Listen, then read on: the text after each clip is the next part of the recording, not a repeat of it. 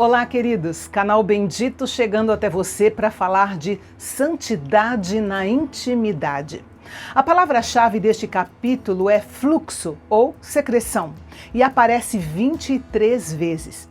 A eliminação de fluidos no corpo humano podia ser normal ou anormal, mas de qualquer modo era considerada impura e devia ser tratada de acordo com as orientações dadas por Deus para Moisés e para Arão. Essas prescrições mostravam o cuidado de Deus com a higiene pessoal e com a santificação e pureza do povo. Lembrando que o objetivo desse livro, como um todo, é a santificação do povo de Deus. O capítulo começa mencionando uma secreção masculina, obviamente anormal, indicando algum tipo de doença. Essa secreção podia ser qualquer coisa, desde uma diarreia até doenças venéreas como a gonorreia. Quando isso acontecesse, o homem deveria ficar um tempo isolado para não infectar outros, porque tudo com o que aquele homem tivesse contato seria considerado impuro. E a possibilidade de infecção era levada extremamente a sério. Mas por bondade do Senhor, o homem poderia ser curado. Quando isso acontecesse, ele deveria oferecer um sacrifício pelos pecados e depois disso estaria livre para uma vida normal. Note que esse status de impuro não tirava completamente o homem do meio da comunidade, apenas colocava restrições e exigia uma purificação cerimonial quando a infecção desaparecesse. Em seguida, a orientação de Deus foi a respeito da secreção corporal normal do homem. Quando um homem ejaculasse, fosse por ejaculação noturna ou por atividade sexual dentro do casamento, ele tinha que se limpar e respeitar um breve período de limpeza cerimonial. Note que essa impureza era cerimonial e não moral. O casal israelita devia levar Deus em consideração também na sua intimidade, porque isso os ajudava a santificar o seu relacionamento. Não era necessário realizar qualquer sacrifício para a purificação do casal, apenas a lavagem com água. O fato de uma atividade sexual normal tornar o casal cerimonialmente impuro não significava que Deus condenasse o sexo, não. Era, sim, uma forma de prevenir um aspecto da corrupção sexual e espiritual comum no mundo antigo, que era a prostituição ritual ou cultual. Nas religiões pagãs, acreditava-se que a atividade sexual entre os adoradores ativava os deuses para fertilizar o solo com chuva.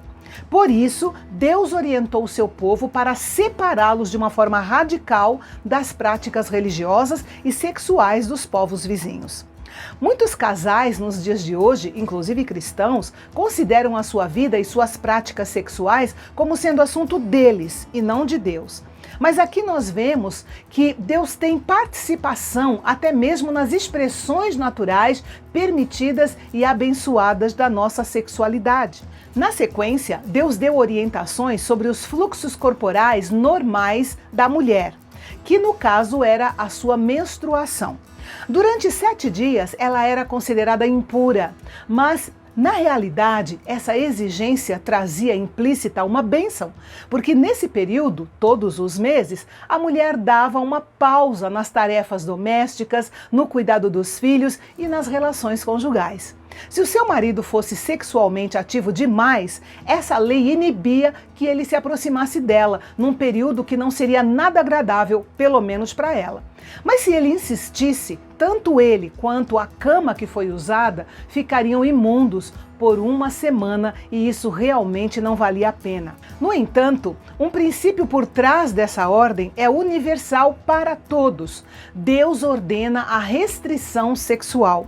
Aqueles que não são casados devem ter autocontrole para não atrair juízo de Deus sobre si. E aqueles que são casados também precisam de autocontrole para não abusarem do outro, deixando Deus de fora do seu relacionamento mais íntimo. Deus criou o sexo e aquele que segue as regras determinadas pelo Criador mostra que conduz a sua vida com sabedoria.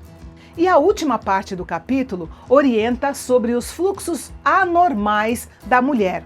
Por exemplo, uma hemorragia prolongada podia ser fisicamente dolorosa e faria com que a mulher ficasse impura enquanto durasse o fluxo, como foi o caso da mulher que sofria de hemorragia há 12 anos e que finalmente foi curada quando tocou em Jesus. Nós não podemos esquecer que essas orientações foram dadas pelo próprio Deus e quem não obedecesse simplesmente seria réu de morte. Nos nossos dias, a nossa purificação é completa quando permanecemos em Jesus. Mas a lição mais importante que nós aprendemos neste capítulo é que em nossa vida não deve haver nenhuma área da qual o Senhor Jesus seja excluído. Usando esse assunto como uma analogia, podemos dizer que nem todos somos leprosos, mas todos nós temos os nossos fluxos ocasionais que nos contaminam e que podem também contaminar a outros que estão à nossa volta. Por isso, as palavras do Senhor para nós ainda são as mesmas que foram ditas para o povo de Israel: sejam santos, porque eu, o Senhor, sou santo. E no próximo capítulo, nós vamos ver como era o dia mais importante do ano para os israelitas do Antigo Testamento, o dia da expiação. Não deixe de conferir comigo aqui no canal Bendito, o canal de Fala Fácil.